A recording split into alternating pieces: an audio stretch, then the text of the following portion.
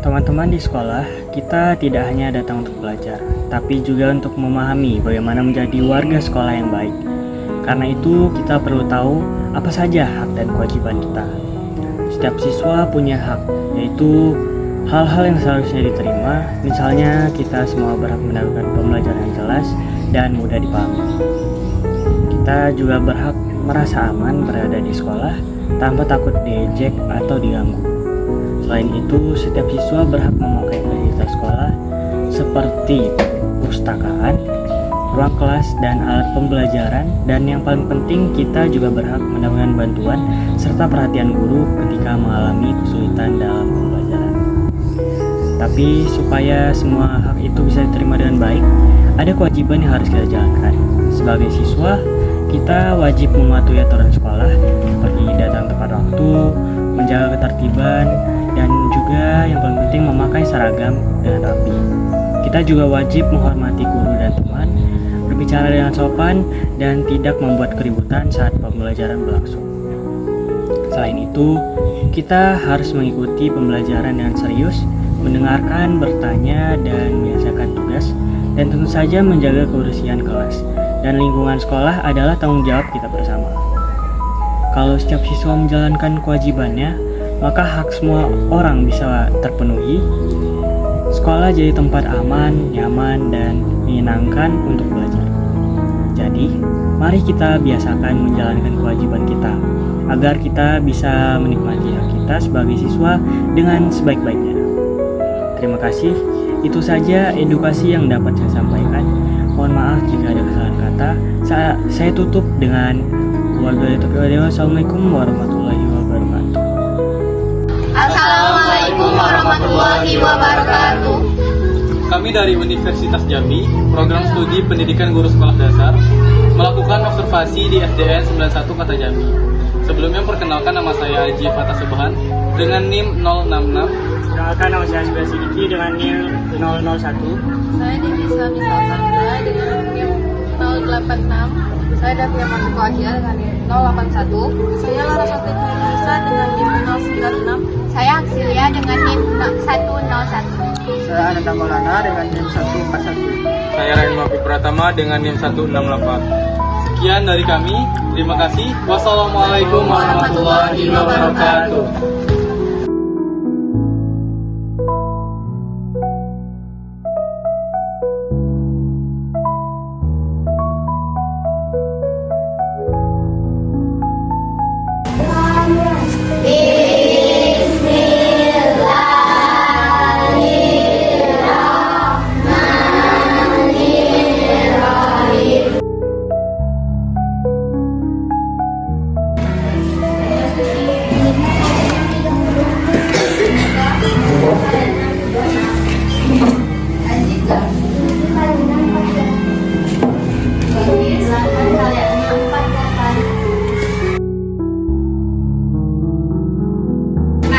Kita masuk di materi Pancasila. Seperti biasa, sebelum masuk pada materi hari ini, Ibu pasti selalu menanyakan, materi apa yang sudah kita pelajari pada pertemuan terakhir yang lalu? Oke, tentang norma. Masih ingat apa itu norma? Norma sama dengan aturan. Pinter. Ada berapa jenis norma yang sudah kita pelajari? Ada 4. Oke, apa saja itu?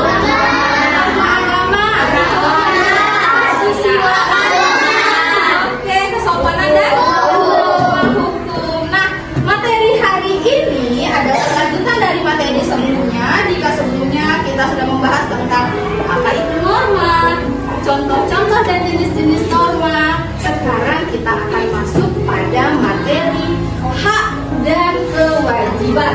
Nah, sebelum masuk pada materi, Anak Ibu silakan lihat dulu.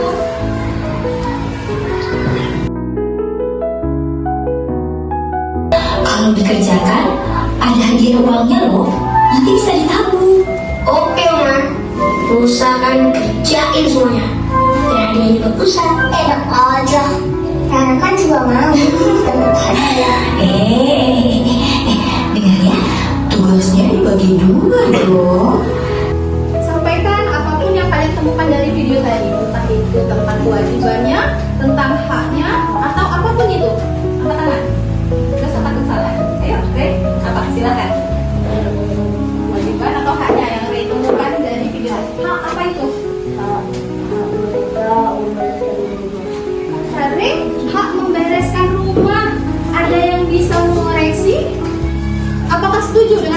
menarik? Tidak, kenapa tidak? Beri alasan. Oh, pintar, tepuk tangan buat Nadia.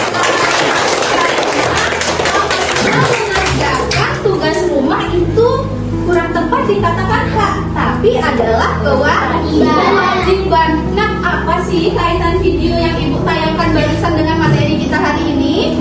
Kaitannya adalah dengan tujuan pembelajaran kita, yaitu apa itu hak, apa itu kewajiban. Lalu yang kedua, tujuannya adalah Nova angkat tangan. Menyebutkan tentang hak dan kewajiban sebagai anggota keluarga, keluarga sekolah, dan keluarga negara. Oke. Kebiasaan yang kedua, Beribadah. beribadah. Di mana itu? Masjid. Apakah hanya di masjid? Apakah hanya di rumah? Tidak, di sekolah. Apakah hanya di sekolah? Di mana? Di semua tempat, di mana saja. Termasuk hak atau kewajiban? Kewajiban. Kebiasaan yang ketiga, Olahraga. berolahraga. Di mana biasanya? Di sekolah. Pintar kata Fadil, bisa di rumah, Bu. Sunat belajar. Di manakah itu? Apakah hanya di sekolah ada belajar? Oh, di rumah. Benar, di rumah belajar juga. Nah iya, di rumah, di sekolah, dimanapun adalah tempat belajar. Itu termasuk hak atau kewajiban? Termasuk kewajiban. Kebiasaan yang selanjutnya, bermasyarakat. Di mana? Lingkungan masyarakat. Apa contoh bermasyarakat? Saling tolong menolong, kata Adi. Pintar. Bergotong royong, tidak mengganggu tetangga. Oke, ada 3 kewajiban di lingkungan sekolah. Oh, ini ada kesalahannya, bukan tetangga ya. Ini harusnya tidak mengganggu apa?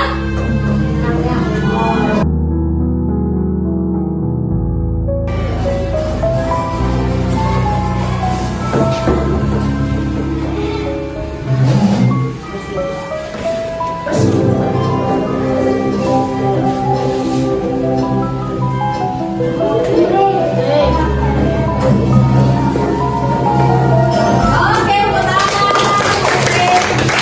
Siapa lagi yang mau?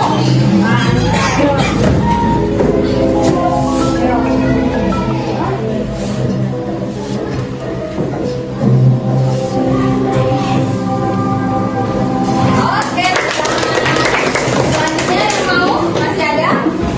Kita masuk pada penugasan. Siapa lagi yang mau? Nah, cuma 2, ayo silakan. Lanjutkan. Siap? Klik lanjutkan.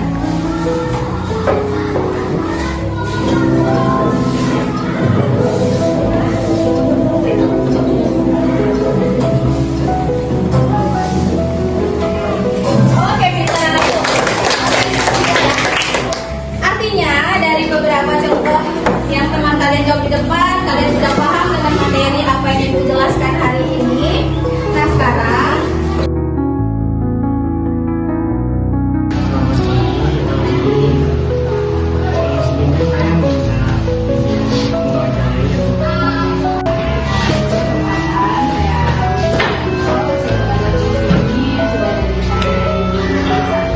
Perkenalkan, nama saya Sudiarsa.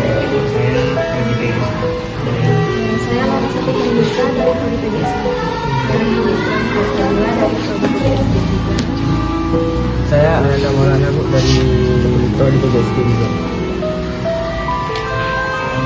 Mengenai kurikulum sekarang sudah berubah ya Bu, menjadi kurikulum Merdeka Belajar sebagai pengganti dari kurikulum sebelumnya. Apakah dengan kurikulum ini ada suatu perbedaan dan juga hambatan dalam mengajar? Kalau pertanyaan yang pertama terkait dengan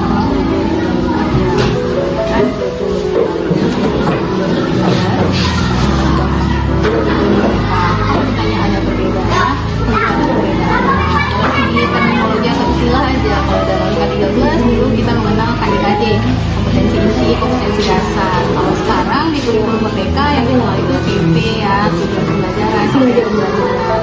Kalau ditanya tantangan terkait apapun itu kurikulumnya, pasti selalu ada tantangan. Kan sebagai guru itu harus adaptif, harus menyesuaikan diri. Tantangan di setiap sekolah pun beda-beda, karena siswa itu kan beda-beda. Jadi siswa ini kan merasakan perbedaan strategi belajar yang itu tidak masing-masing kemampuan siswa itu. Kalau ditanya, siswa pasti berasal dari latar belakang yang berbeda, entah itu latar belakang dari sosial, latar belakang keluarganya, latar belakang akademiknya. Karena kan latar belakang keluarga pasti mempengaruhi bagaimana anak belajar di rumah. Perhatian orang tua itu sangat berpengaruh dengan perkembangan akademik anak. Jadi bagaimana mengatasinya? Disitulah peran guru.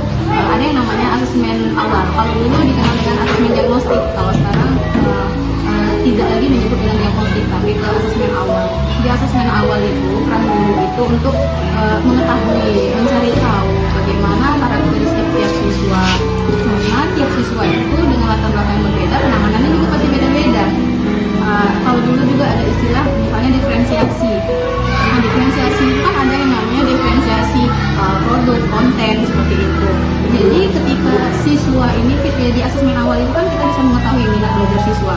Mereka lebih ke cenderung mana gitu kan ketertarikannya. Dengan kita memberikan diferensiasi produk, kita memberikan pilihan kepada siswa mau membuat tugas sesuai dengan minat dan preferensi mereka.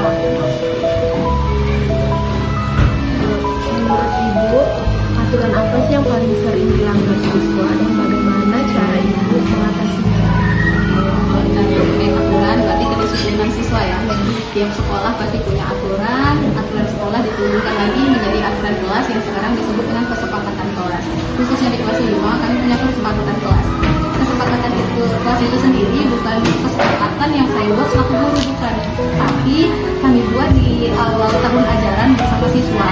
Jadi ada diskusi awal, kalau tahun ajaran itu tidak disarankan masuk pada materi. Jadi kita melakukan asesmen awal tadi, membuat kesepakatan kelas. Nah, aturan-aturan itulah yang kita turunkan menjadi kesepakatan kelas. Kalau kesepakatan kelas itu dibuat oleh siswa sendiri, maka sanksi-sanksinya itu pun juga kita yang melakukan sendiri. Sanksinya pun tidak lagi saat ini menggunakan sanksi fisik, itu sudah tidak ada lagi. Jadi bagaimana mengatasinya? Kuncinya guru jangan bosan-bosan mengingatkan. Hari ini diingatkan, besok mungkin siswa melakukan atau melanggar, diingatkan lagi, sadarkan kembali mereka apa kesepakatan yang sudah kita buat. Nanti mereka bisa jawab, karena kesepakatan itu dibuat bersama siswa, bukan hanya guru yang membuatnya. Kalau dari ini kan Bu, kami kan sebagai calon pendidik ya Bu, kami minta saran untuk apalagi anak-anak SD-nya, anak-anak SD kan kisaran umur 7 sampai 12 tahun ya, itu kan mentalnya belum stabil lah Bu. Terus jadi kami mau minta saran sebagai calon pendidik bagaimana cara agar mendidik anak SD yang karakternya tuh berbeda-beda gitu Bu, yang mental belum stabil, bagaimana cara mengatasinya? Ini berarti terkait siswa Iya ya. Bu. Kata kuncinya satu kalau dari saya, pahami mereka, pahami dunia mereka. Memahami dunia mereka bukan berarti menjadi seperti mereka. Anak SD tadi kan seperti yang sudah kasih bilang, dia rentang usia 7 sampai 12 tahun, itu usia anak-anak di mana mereka sangat ingin rasa ingin tahunya itu tinggi, ingin mengeksplor hal-hal di sekitarnya. Kadang rasa ingin tahunya itu mereka cenderung belum bisa membedakan mungkinnya apakah ini benar atau tidak. Nah, jadi kita harus melakukan pendekatan, harus bersikap sebagai anak orang tua. Kita memahami mereka bukan berarti menjadi seperti mereka. Kan nggak mungkin dong dulu kita harus bersikap sebagai anak-anak, tidak. Tapi memahami mereka, karena dengan kita memahami mereka, mereka merasa dimengerti. Jadi nanti mereka akan terbuka dengan kita seperti itu. Untuk jenjang SMP, SMA tentu masih beda lagi kan pendekatannya, karena konteksnya ini PJSD. Jadi bersikaplah sebagai orang tua, sebagai kakak yang membuat mereka nyaman sehingga akhirnya mereka akan terbuka dengan kita. Terima kasih Bu sudah dapat meluangkan waktunya untuk wawancara kami.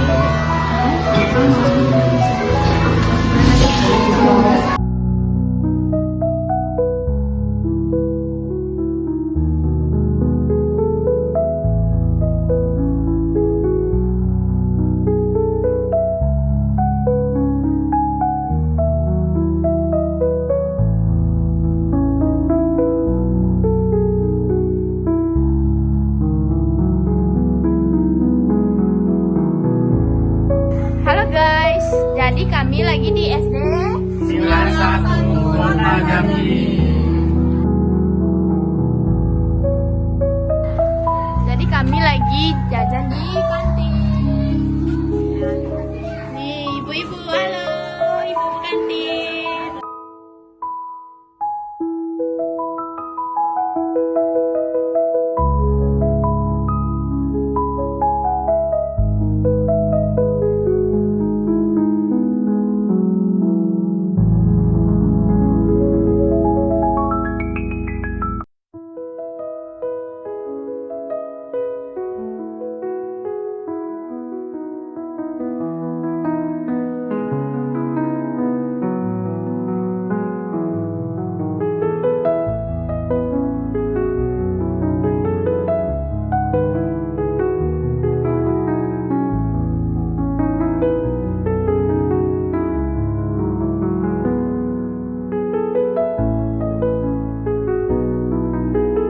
Demikianlah hasil observasi kami di SDN 91 Kota Jambi untuk memenuhi ujian akhir semester mata kuliah konsep dasar pendidikan Pancasila dan kewarganegaraan di sekolah dasar dengan dosen pengampu yaitu Bapak Alirmansyah, SPD MPD. Terima kasih sudah menyaksikan. Wassalamualaikum warahmatullahi wabarakatuh. Dadah.